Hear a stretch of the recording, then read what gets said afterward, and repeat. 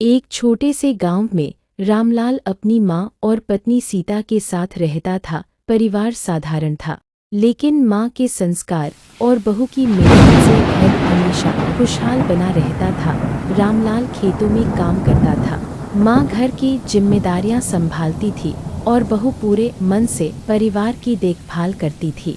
शुरुआत में बहू को लगता था कि सास बहुत सख्त स्वभाव की है। माँ हर काम में नियम और अनुशासन चाहती थी। कभी कभी छोटी छोटी बातों पर बहू को डांट भी देती, लेकिन धीरे धीरे बहू को समझ आया कि माँ की सख्ती दरअसल घर को संभालने और सभी को बेहतर बना। एक बार गांव में सूखा पड़ गया, फसल पूरी तरह नष्ट हो गई। रामलाल बहुत चिंतित हो गया कि अब घर कैसे चलेगा। उस समय माँ ने अपने बचाए हुए अनाज और बहू ने अपनी मेहनत से बनाई हुई सिलाई बुनाई की चीजें निकाली। उन्होंने मिलकर घर चलाया। बहू ने गांव की औरतों को भी काम सिखाया और सबको सहारा दिया।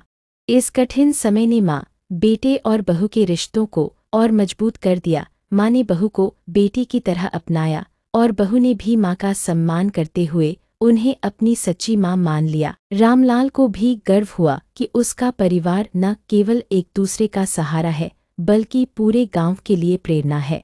सीख: परिवार में प्यार, समझदारी और सहयोग हो तो कोई भी मुश्किल बड़ी नहीं होती।